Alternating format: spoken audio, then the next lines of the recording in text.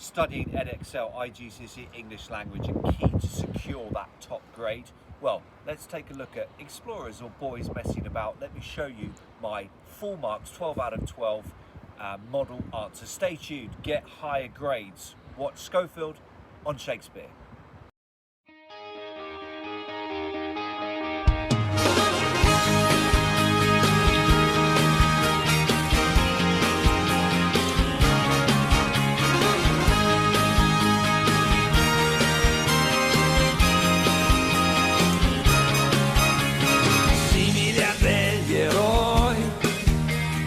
Abbiamo il cuore a strisce, portaci dove vuoi.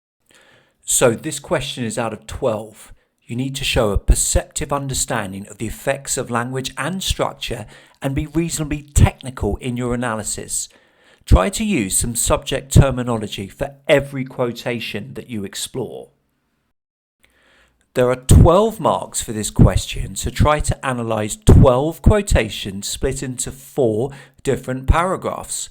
However, make sure that you're sharply focused on the question and don't just regurgitate generic analysis from your own annotations. Subject terminology is very important with this exam board. Make sure that your analysis is as technical as possible. This video is going to explore this question. How does a writer use language and structure to convey his impressions of the adventures of the two men? Jot this down now. And consider the text in light of this question as it appears on screen at 5-second intervals. You may like to add additional annotations to your own copy of the text, choosing quotations that work particularly well for this question.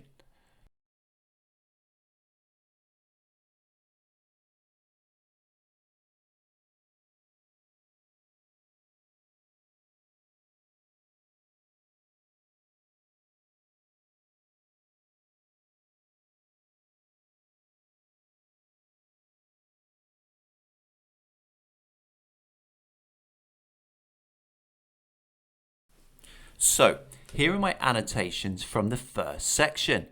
Notice I haven't just underlined stuff, I've genuinely annotated using technical terminology, complex sentence, noun, verb, tricolon, technical terminology. And I've explored the effect in relation to the question. So have a look now at my annotations on the text as a whole, pressing pause on each slide to absorb and ponder.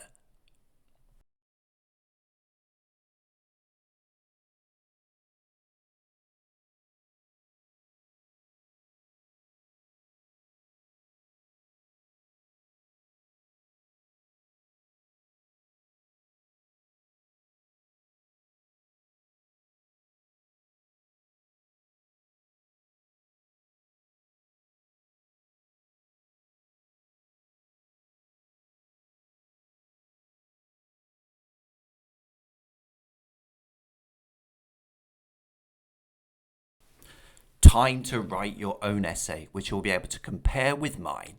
How does the writer use language and structure to convey his impressions of the adventures of the two men?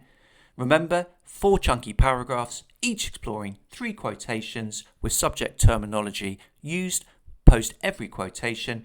No intro conclusion. Get on with it. Press pause now.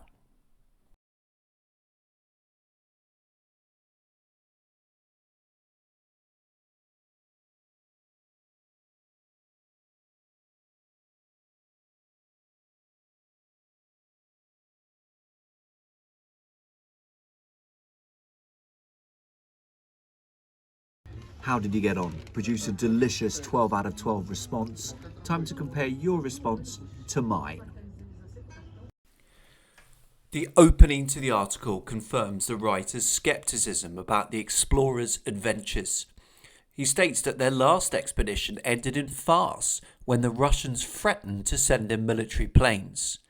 The noun farce suggests that their adventures were brought to an abrupt halt in an almost comical, ridiculous way, whilst the verb threatens highlights the serious consequences of the men's actions. Other nations had to suggest the possibility of military intervention in order to force the men to behave responsibly and follow the usual laws relating to border crossings. It is clear that rescuing the explorers was complex, time-consuming and costly, and even involved the Royal Navy, the RAF and British Coast Guards.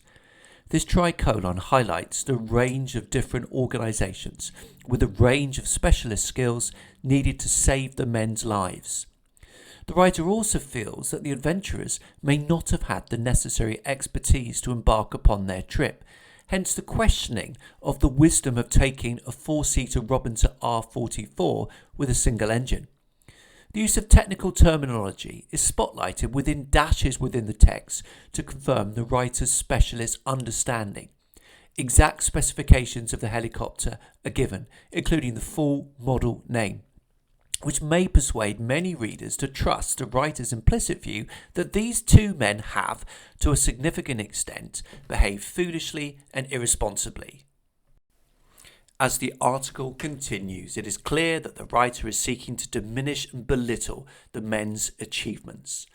For instance, he used quotation marks when he references a website which explained their aims to fly from the North to South Pole in their trusty helicopter. These quotation marks draw particular attention to the amateurish nature of the expedition. The adjective trusty makes it sound as though the men have naive, blind hope in their simple equipment, and may not have fully thought through the potential dangers and scale of their expedition. Such an impression is confirmed by one of the explorers' wives, Musvesti, who is quoted describing them as boys messing about with a helicopter. The phrasal verb and subject make the pair sound childish and silly, with an insufficient understanding of what they elected to undertake. Indeed, it's notable that the writer chooses to reference the fact that Mr. Brooks's emergency watch was a wedding present. This noun phrase is positioned at the end of a sentence and paragraph, which draws attention to it. It continues the impression we already had of Brooks and Smith being well-meaning amateurs and enthusiasts, but without the serious attitude and specialist knowledge required in order to be able to safely undertake such dangerous journeys. In the middle section of the article, the writer gives detailed information about the two men's backgrounds and previous expeditions, which furthers the impression we have of them being ill-equipped to fly helicopters long distances within extreme climates. For instance, the writer states that Mr. Brooks is a property developer from London. This noun phrase undermines any notion of him being an experienced adventurer and confirms his amateur status.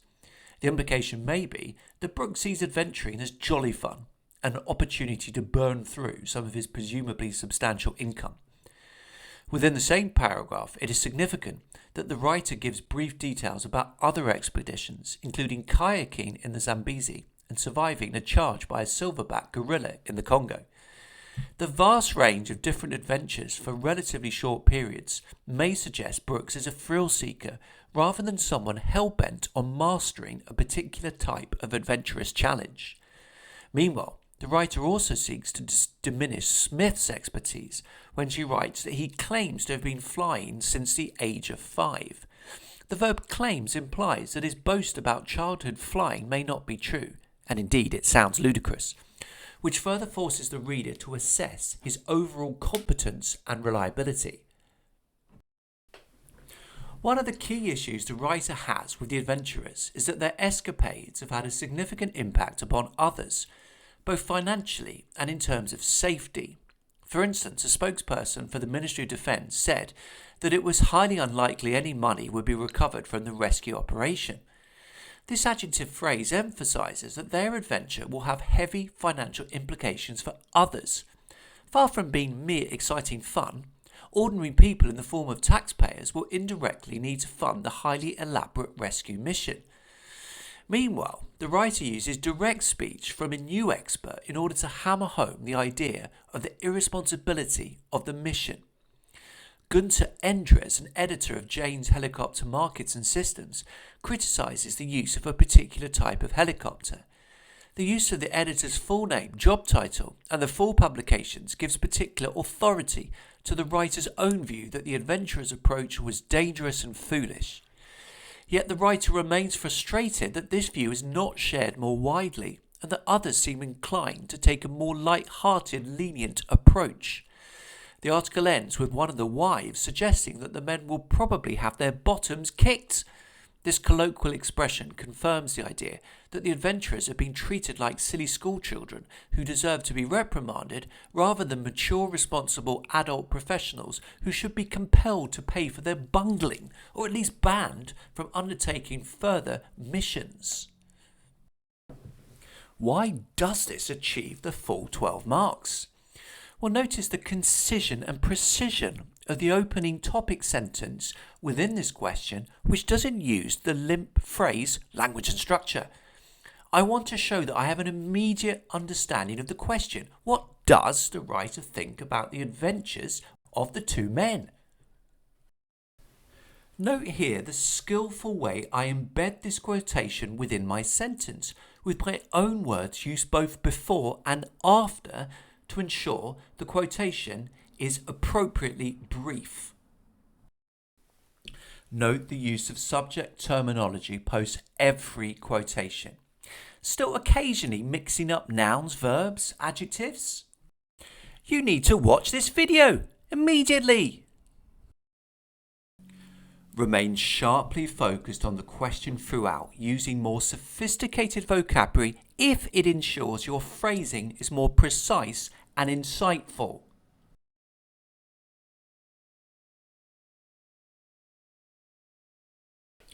It's also worth looking at how I vary my sentence openers sometimes in order to ensure the piece flows coherently and isn't too robotic and dull.